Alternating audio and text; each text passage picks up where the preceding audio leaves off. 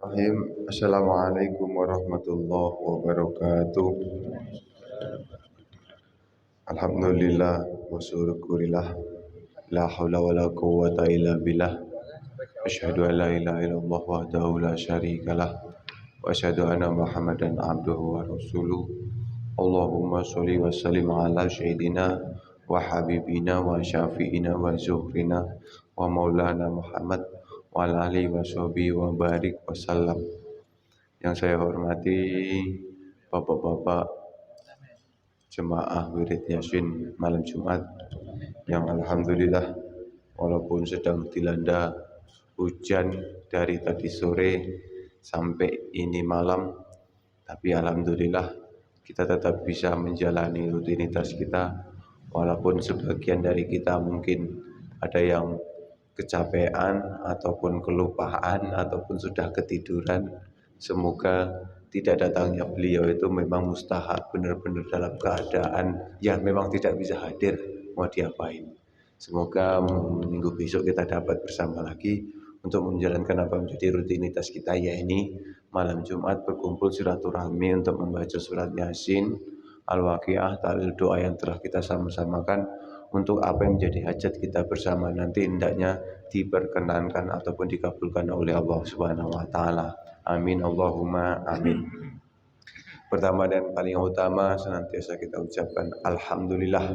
Puji syukur kita kehadirat Allah Subhanahu wa taala, berkat rahmat taufik dan hidayahnya senantiasa dilimpahkan kepada kita semua sehingga kita dalam berkumpul pada malam hari ini tanpa suatu halangan apapun. Selanjutnya sholawat beserta salam tidak lupa kita hadiahkan, tidak lupa kita ucapkan kepada junjungan kita ini Nabi Agung Muhammad sallallahu alaihi wasallam. Allahumma sholli ala sayyidina Muhammad wa ala ali sayyidina Muhammad. Semoga dengan selalunya kita melafadzkan sholawat, selalunya kita ucapkan sholawat, kelak kita akan mendapatkan syafaat dan diakui nanti sebagai umatnya Nabi Muhammad. Amin Allahumma amin. Baiklah bapak-bapak, sebelum acara kita mulai dan tidak ada yang kita tunggu lagi, sama-sama kita awali dengan basmalah. Bismillahirrahmanirrahim. Selanjutnya saya serahkan kepada Bapak Ustadz Ahmad Salimun untuk memimpin majelis wirid kita pada malam hari ini. Kepada Bapak Ustadz saya persilahkan dengan segala hormat.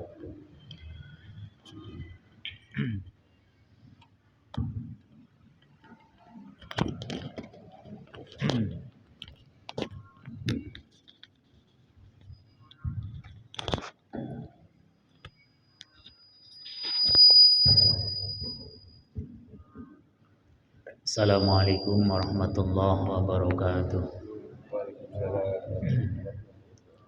Alhamdulillahirabbil alamin wa bihi nasta'in ala umuri dunya waddin wa ala alihi wa ashabihi wa man tabi'ahum bi ihsanin ila yaumiddin. Amma ba'du.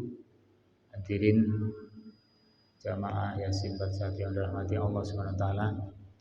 Kembali bersyukur kehadirat Allah atas segala limpahan rahmat taufik hidayahnya. Alhamdulillah kita pada malam hari ini bisa berkumpul dalam keadaan sehat walafiat. Mudah-mudahan berkumpulan kita membawa manfaat dan barokah. Amin ya rabbal alamin. Salawat dan salam Allah mudah-mudahan tetap tercurahkan pada junjungan kita Nabi Muhammad sallallahu alaihi wasallam. Allahumma shalli ala sayyidina Muhammad wa ali Muhammad. Hadirin jamaah Yasin 41 yang dirahmati Allah SWT. Sebelum kita membaca Yasin, ada sedikit seperti biasa penyampaian. Namun ini nanti Yasin kita juga ada niat untuk mendoakan saudara kita, jamaah kita yang sedang mengalami sakit. Kita doakan mudah-mudahan sakitnya cepat diangkat oleh Allah, disembuhkan dan disehatkan seperti sedia kala dengan mohon kepada Allah wasilah Yasin dan juga doa kita bersama nanti. Mudah-mudahan Allah mengabulkan nantinya. Amin ya rabbal alamin. Seperti biasanya, jadi ini saya membacakan hadis-hadis Nabi yang kemarin itu Wasiatul Mustafa yang masih belum habis juga. Sedikit ini ada saya sampaikan masalah-masalah yang terjadi di tengah masyarakat yang mana ini hampir hilang karena ada pemahaman yang begitu ketat, dan pemahaman itu di tengah-tengah masyarakat kadang-kadang menjadi problematik. Itu masalah ada orang bertanya bahwa bagaimana hukumnya menyuguhkan makanan ya, kepada orang yang bertakziah. Ini kan ada orang yang berdalil orang lagi kesusahan jangan mengeluarkan makanan.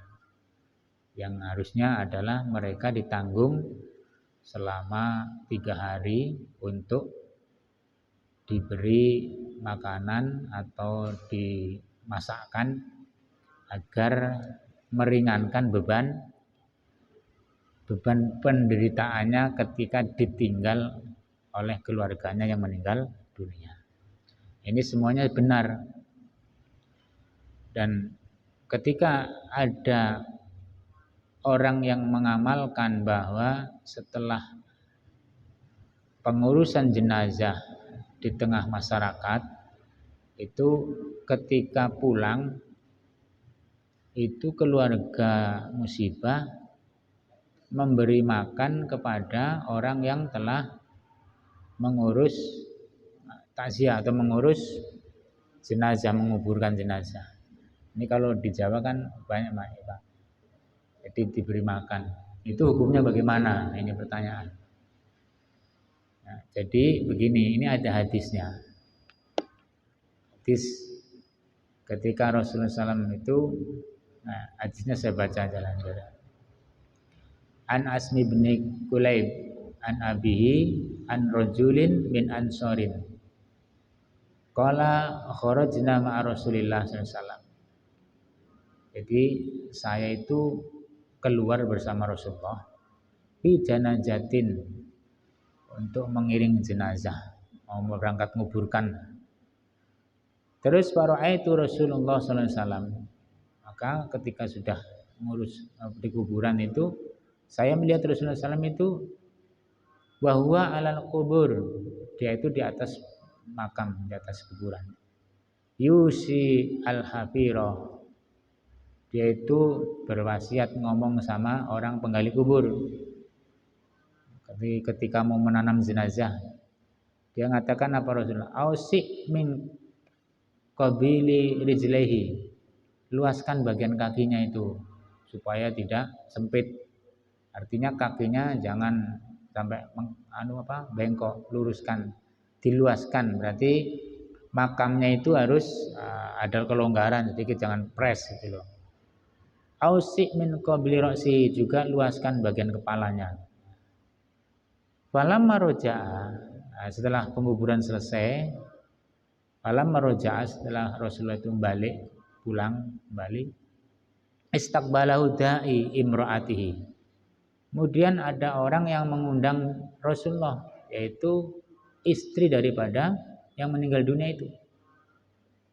Faja'a waji'a bit'am, kemudian datanglah Rasulullah SAW kepada undangan tersebut, dan wanita itu menyediakan makanan.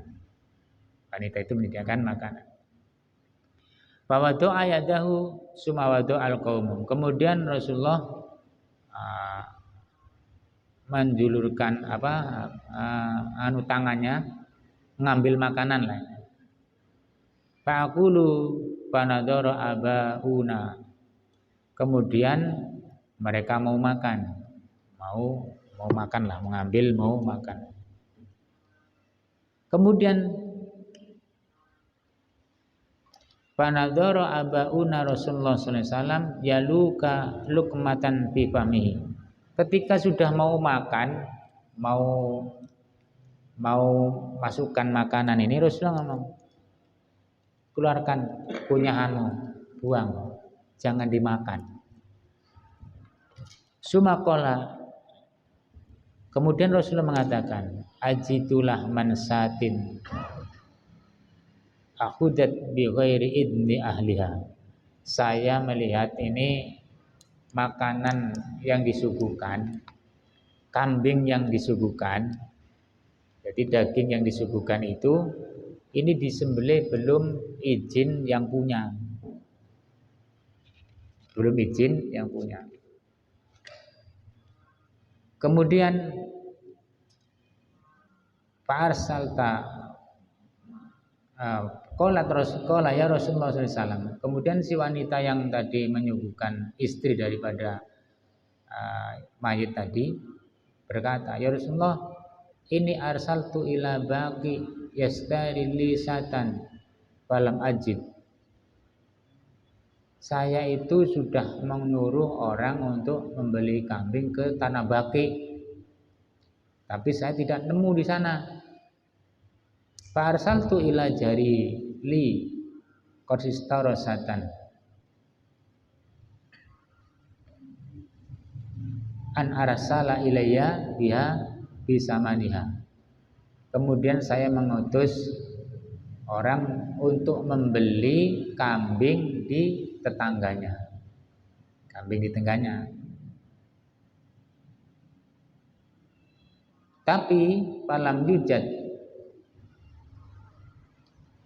dia tidak menemukan di situ, tidak menemukan yang punya kambing. Yang ada cuma istrinya. Maka minta kepada istrinya untuk beli kambing yang telah dia butuhkan itu tadi. Terus wanita itu mengatakan si punya kambing itu terus mengantarkan kambing itu kan disembelih. Lah, kejadian itulah yang terjadi. Maka Rasulullah itu ketika lauk kambing itu mau dimakan, suruh dilepeh dikeluarkan dari mulutnya. Itu karena membeli kambing yang belum izin dari sang punya, yaitu kalau di sini seperti inilah, Mbah Jo punya kambing mau dibeli, tapi Mbah Jo nggak ada karena keburu-buru ingin bersedekah nanti untuk orang yang ngurusin jenazah. Akhirnya ketemu sama istrinya. Istrinya kan tidak berhak menjual tanpa seizin Mbah Jo. Nah, tapi diantarkan juga karena posisi udah penting, cepat kan, disembelih. Kambing ini si pembeli itu tadi mintanya ya harga umum biasa. Cuma belum ketemu dengan pemiliknya, yaitu Mbah Jo tadi. Maka dari itulah Nabi itu mengatakan kambing ini disembelih belum izin yang punya. Lah, contoh ini terjadi pada zaman Rasul. Artinya ketika kita bersedekah kepada orang yang ngurusin jenazah itu boleh. Lah, alasan apa kok Nabi mengatakan jangan dimakan, keluarkan apa yang telah kau punya? Itu urusannya bukan karena tidak boleh makan ketika di tempat takziah, bukan, tapi karena kambing itu belum izin yang punya. Bukan berarti nggak boleh makan di tempat takziah, tapi karena kambing itu dibeli kepada orang yang belum izin daripada yang punya kambing, yaitu Mbah Jo-nya tadi nggak ada. Jadi istrinya itu tidak memenuhi syarat karena dia tidak punya. Nanti kalau ada yang seperti itu, kita punya keluarga, istrinya menjualin barang-barang padahal milik suami, apakah sah? Nggak sah itu. Nah, itulah yang tadi tidak diizinkan makan itu. Akhirnya apa? Rasulullah mengatakan ad'imihi al-usara, berikan ini untuk tawanan perang. Jadi makanan itu diberikan kepada tawanan perang. Nah, artinya kita sudah tahu bahwa ketika bertakziah makan di situ dengan harta atau uang yang dimiliki oleh keluarga si mayit itu boleh selama tidak ada ahli waris yang masih kecil yang tidak bisa dimintain izin daripada harta waris itu. Contohnya, lah kalau nggak ada seperti ini, nanti orang kaya bagaimana mau bersedekah? Ya kalau yang miskin ya jangan mengada-adakan. Tapi kalau yang kaya untuk menjadi perantara ngurusin, kenapa jenazah ketika dalam waktu 1 minggu itu dalam ujian, maka harta benda yang ditinggalkan itulah untuk ngurusin utang-utangnya, bersedekah untuk dia bekal ketika diuji di alam barzah, nah, dan seterusnya. Nah kalau ada orang yang terlalu keras, lempeng, tidak boleh ada aktivitas makan-memakan di tempat takziah, itu tidak benar seluruhnya, juga tidak salah seluruhnya. Artinya kita bisa-bisa aja boleh. Tapi kalau mau nolongin mereka karena mereka ditinggal suaminya, meninggal dunia, kemudian dalam kesibukan dia, dalam kesusahan dia, dalam ketika ditinggal suami, itu boleh. Memang kesunahan kita memberi mereka, jangan berpikir banyak tentang masalah makan makanan, tapi dia malah dikasih makan, itu memang sunnah juga.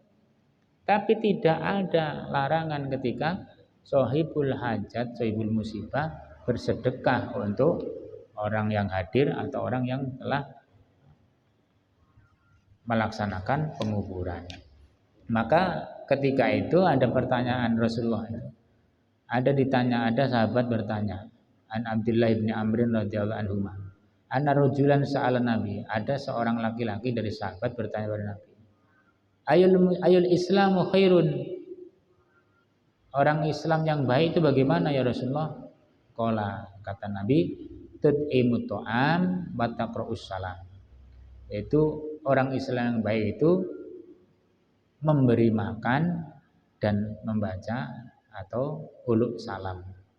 Alaman arabta, kepada orang yang kamu ketahui, kamu kenal, waman lam ta'rif, dan juga kepada orang yang tidak kamu kenal. Jadi kalau kita temu sama-sama muslim, assalamualaikum, itu sunnah. Terus memberi makan, memberi minum itu sunnah. Jadi kalau ada tamu itu kalau bisa masukkan, beri makan, beri minum, jangan dibiarin. Kadang-kadang di sini nih modelnya kalau ada tamu di depan pintu aja. Ya udah Pak, langsung aja gini-gini. Duduk dulu apa? Kalau duduk, kalau nanti sohibul hajat, sohibul bed memberi tawaran. Mau minum apa, air putih ya?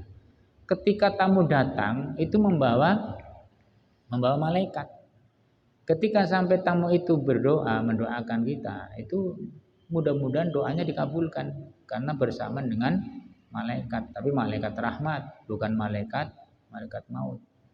Datangnya sebagai malaikat rahmat, sehingga tamu yang datang ketika kita suguhin dengan disuguhin dengan makanan, minuman, itu diharap doanya karena dia membawa malaikat. Nah, ini pengertian seperti ini kan jarang terjadi, maka saya sampaikan. Jadi tidak harus seperti itu. Artinya kalau ada kematian tak boleh sama sekali sohibul musibah bersedekah. Nah, ya boleh aja bersedekah kalau memang dia berlimpah harta dengan memberi makan orang yang takziah, yang habis mengurusin jenazah dari kuburan. Artinya mampir ke rumah, kami udah masak makan, malah di sini menyembelih kambing. Makanya ada ya di daerah-daerah Jawa, orang meninggal dunia langsung menyembelih kambing, langsung orang yang saja kasih makan. Itu urusan sohibul musibah, memberi sedekah untuk mayit. Urusan jamaah, urusan umat ini bersedekah karena mereka sedang kesusahan. Itu jadi sama-sama boleh.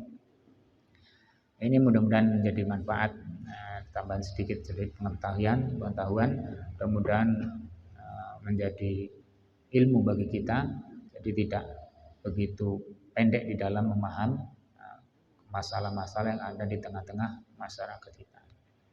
Mudah-mudahan bermanfaat. Wallahu a'lam bishawab. Mari kita sama-sama baca surat Yasin, Waqiah, dan juga kirim doa kepada saudara kita Bapak Sogini yang masih koma. Orang koma ini kadang-kadang semuanya datang ke sini nggak tahu. Kalau nanti dia sembuh, itu bisa cerita tentang halunya. Tapi kalau nggak sembuh ya Allah alam. Maka kita berdoa, mohon pada Allah, mudah-mudahan doa kita diijabah. Allah turunkan rahmatnya sehingga Bapak Sogini disembuhkan, disadarkan dari tidur panjangnya. Mudah-mudahan Allah mengijabah doa kita semua. Amin ya rabbal alamin. Mari sama-sama kita beristighfar. Astaghfirullahaladzim alladzi la ilaha illa huwal hayyul qayyum wa atubu ilaih.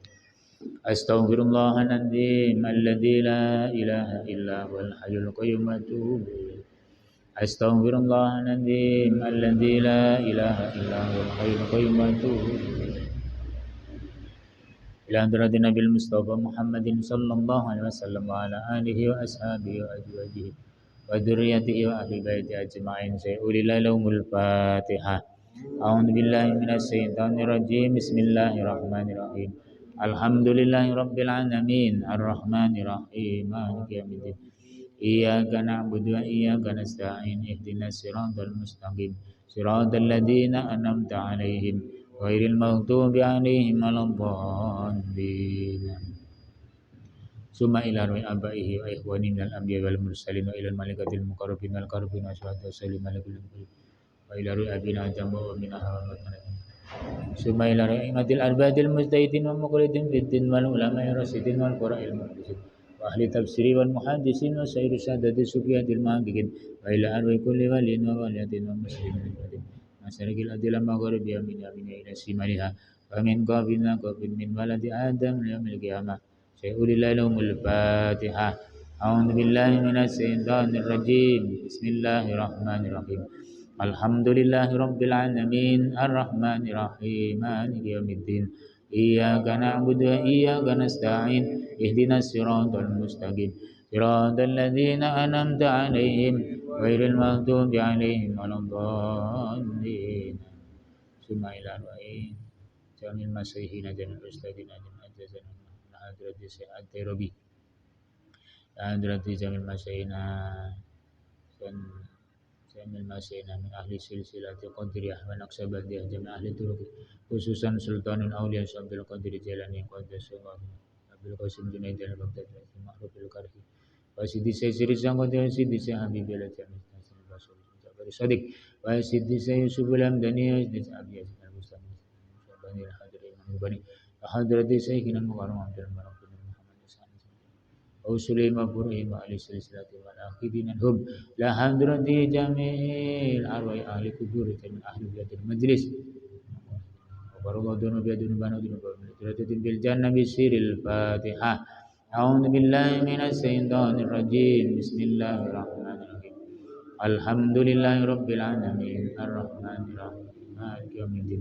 Iyyaka na'budu wa iyyaka nasta'in ihdinas siratal mustaqim siratal ladzina an'amta 'alaihim ghairil maghdubi 'alaihim waladdallin. Al-Fatihah dan khususan lah ruhi wa jasad Sogini. Allah syafi anta syafi la sifa ila sifaka sifan la yuwadiru syaqaman bi barakati surat yasin barakati wa bi barakati siril Fatihah. A'udzu billahi minasy syaithanir rajim. Bismillahirrahmanirrahim. Alhamdulillahi rabbil alamin arrahmanir rahim maliki yaumiddin. Iyyaka na'budu wa iyyaka nasta'in ihdinas siratal mustaqim siratal ladzina an'amta 'alaihim ghairil maghdubi 'alaihim waladdallin. Al-Fatihah binatul qabuli hajati jamban adrubatul majlis yasir lana umurna umur dunia anjil rahmah wal maghfirah sakinah wa madah masih barakah bisiril Fatihah. A'udzu billahi minasy syaithanir rajim. Bismillahirrahmanirrahim. Alhamdulillahi rabbil alamin arrahmanir rahim maliki yaumiddin. Iyyaka na'budu wa iyyaka nasta'in ihdinas siratal mustaqim صراط الذين أنعمت عليهم غير المغضوب عليهم ولا الضالين. بسم الله الرحمن الرحيم.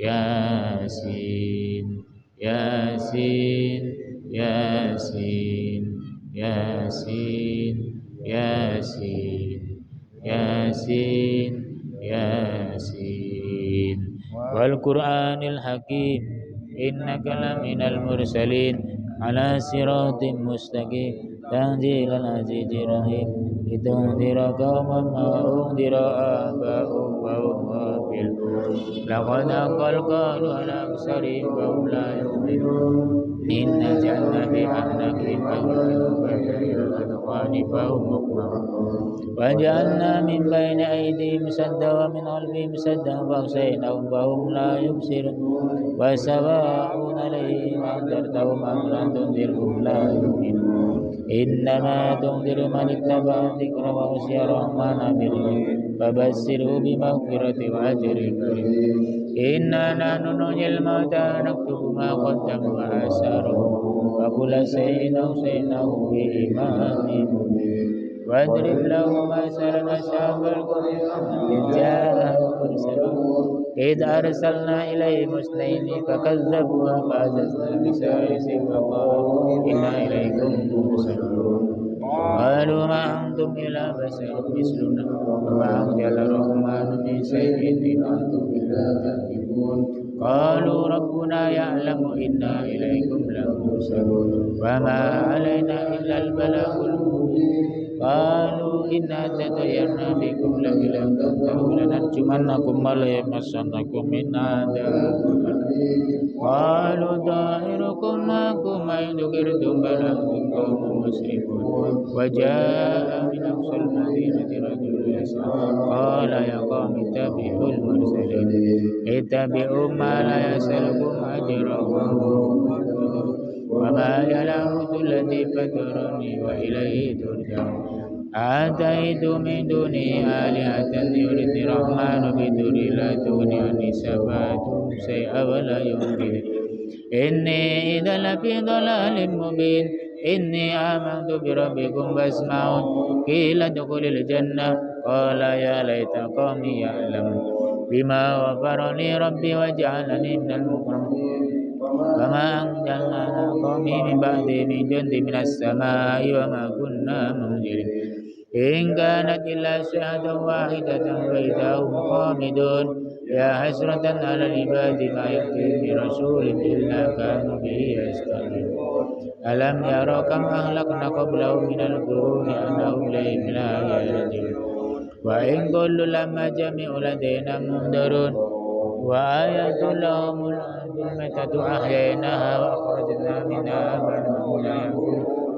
وجعلنا فيها جنة من نخيل وعنب وفجرنا فيها من العيون يأكل من ثمره وما عملته أيدينا فلا يشكرون سبحان الذي خلق الأزواج كلها مما تنبت الأرض ومن أنفسهم ومما لا يعلمون وآية لهم الليل نسلخ منه النهار فإذا هم مظلمون والشمس تجري لمستقر لها ذلك تقدير العزيز العليم ذلك تقدير العزيز العليم ذلك تقدير العزيز العليم ذلك تقدير العزيز العليم ذلك تقدير العزيز العليم ذلك تقدير العزيز العليم ذلك تقدير العزيز العليم ذلك تقدير العزيز العليم ذلك تقدير العزيز العليم ذلك تقدير العزيز العليم ذلك تقدير العزيز العليم ذلك تقدير العزيز العليم ذلك تقدير العزيز العليم ذلك تقدير العزيز العليم والقمر قدرناه منازل حتى عاد كالعرجون القديم لا الشمس ينبغي لها أن تدرك القمر ولا يسابقنا وكل بفلك يسبحون وآية لهم أنا حملنا ذريتهم في الفلك المشحون وخلقنا لهم من مثله ما يركبون وإن سنغرقهم فلا صريخ لهم ولو ينقذون إلا رحمة منا ومتاعا إلى حين وإذا قيل لهم اتقوا ما بين أيديكم وما خلفكم لعلكم ترحمون وما تأتي من آية من آيات ربهم إلا كانوا فإذا قيل لهم أنفقوا مما رزقكم الله قال الذين كفروا للذين آمنوا أنطعم من لا يشاء الله أحدا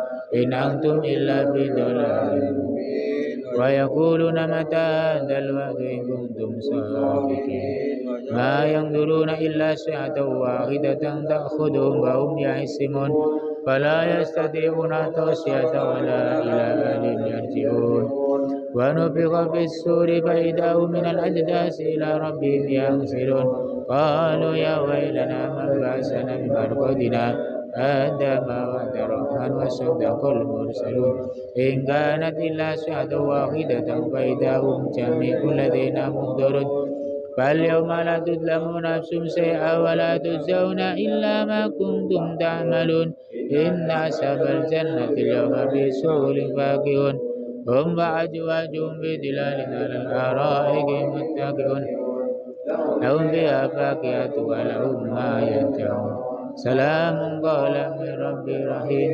سلام قولا من رب رحيم سلام قولا من رب رحيم سلام قولا من رب رحيم سلام قولا من رب رحيم سلام قولا من رب رحيم سلام قولا من رب رحيم سلام قولا من رب رحيم سلام قولا من رب رحيم سلام قولا من رب رحيم سلام قولا من رب رحيم سلام قولا من رب رحيم سلام قولا من رب رحيم سلام قولا من رب رحيم سلام قولا من رب رحيم سلام قولا من رب رحيم فامتازوا اليوم أيها المجرمون ألم أعهد إليكم يا بني آدم ألا تعبدوا الشيطان إنه لكم عدو مبين وأن اعبدوني هذا صراط مستقيم ولقد أضل منكم جبلا كثيرا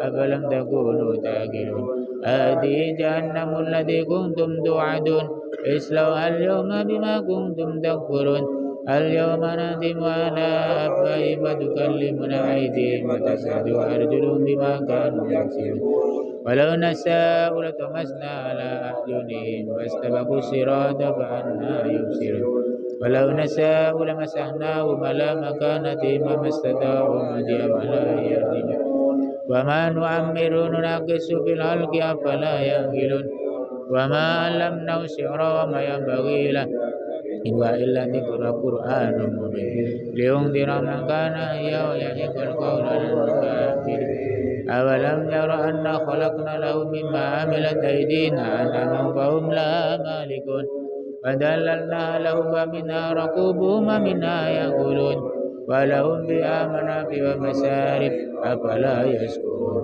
واتخذوا من دون الله آلهة لعلهم ينصرون لا يستطيعون نصرهم وهم لهم جند محضرون فلا يحزنك قولهم إنا نعلم ما يسرون وما يعلنون أولم يرى الإنسان أنا خلقناه من نطفة فإذا هو خصيم مبين وضرب لنا مثلا ونسي خلقه قال ما يحيي العظام وهي رميم قل هي الذي أنشأها أول مرة وهو بكل خلق عليم الذي جعل لكم من الشجر الأخضر نارا وإذا أنتم منه توقدون أوليس الذي خلق السماوات والأرض بقادر على أن يخلق مثلهم بلى وهو الخلاق العليم أوليس الذي خلق السماوات والأرض بقادر على أن يخلق مثلهم بلى وهو الخلاق العليم أوليس الذي خلق السماوات والأرض بقادر على أن يخلق مثلهم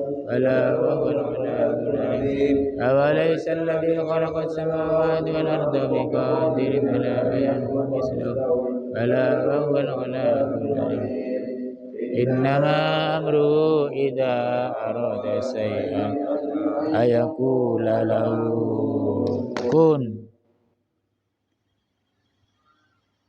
فيكون فسبحان الذي بيده ملكوت كل شيء وإليه ترجعون Bismillahirrahmanirrahim. Idza waqa'atil waqi'ah laisa liwaqatiha kadhibah qabidatur rafi'ah idza rujjatil ardu rajja wa bussatil jibalu bassa fa kanat haba'an bassa wa kuntum azwajan salasa ashabul maimanati ma ashabul maimanah wa ashabul mas'amati ma ashabul mas'amah wasabiqun as-sabiqun ulaikal muqarrabun fi jannatin na'im thullatun minal awwalin wa qalilun minal akhirin ala sururi mawduna muttaqina 'alaiha mutaqabilin yatufu 'alaihim wildanun mukhalladun fi akwabin abarika ka'sin min ma'in la yusaddauna anha wa la yumlikun wa faqihatin mimma yatahayyarun wa lahmi tayrin mimma yastahun وحور عين كأمثال اللؤلؤ المكنون جزاء بما كانوا يعملون لا يسمعون فيها لغوا ولا تأثيما إلا قيلا سلاما سلاما وأصحاب اليمين ما أصحاب اليمين في سدر ممدود وطلح ممدود وظل ممدود وماء مسكوب وفاكهة كثيرة لا مقطوعة ولا ممنوعة وفرش مرفوعة إنا أنشأناهن إنشاء فجعلناهن أبكارا عربا أترابا لأصحاب اليمين ثلة من الأولين وثلة من الآخرين وأصحاب الشمال ما أصحاب في سموم وحميم وظل من يحموم لا بارد ولا كريم إنهم كانوا قبل ذلك مترفين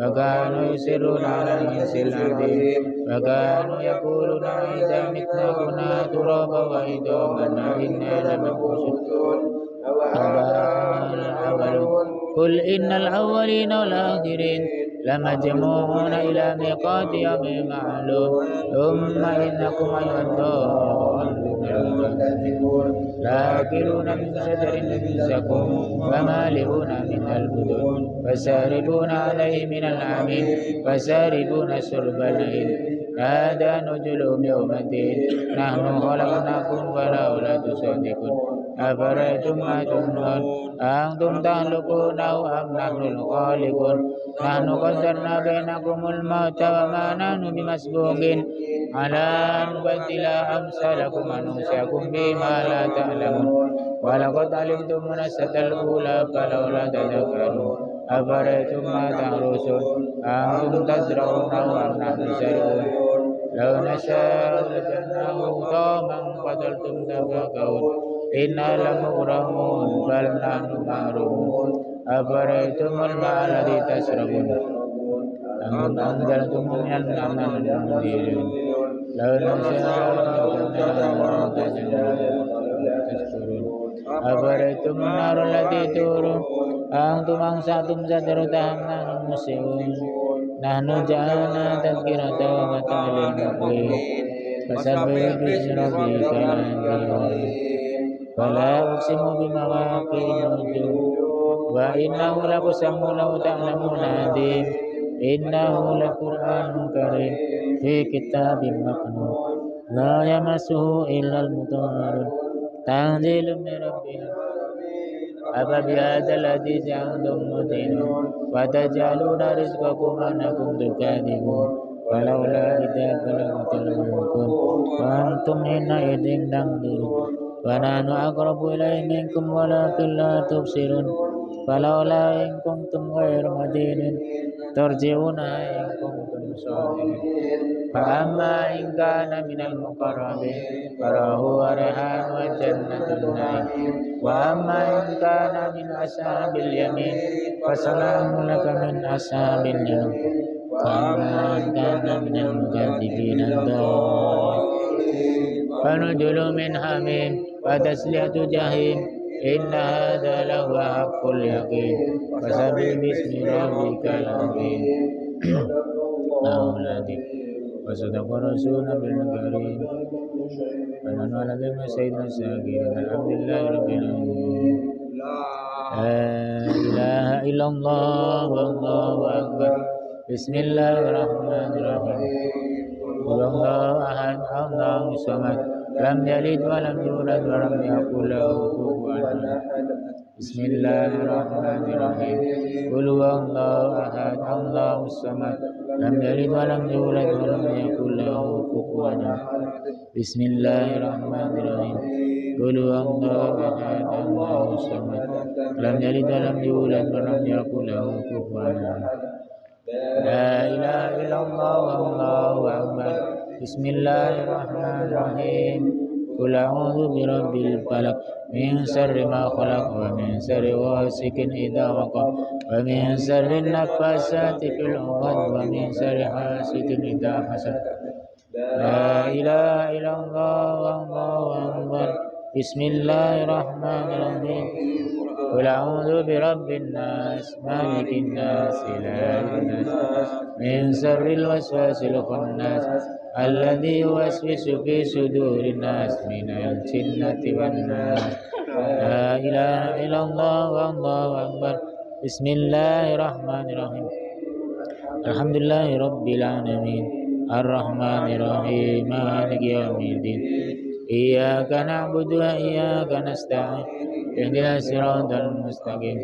Siratal ladzina an'amta 'alaihim ghairil maghdubi 'alaihim waladdallin. Amin.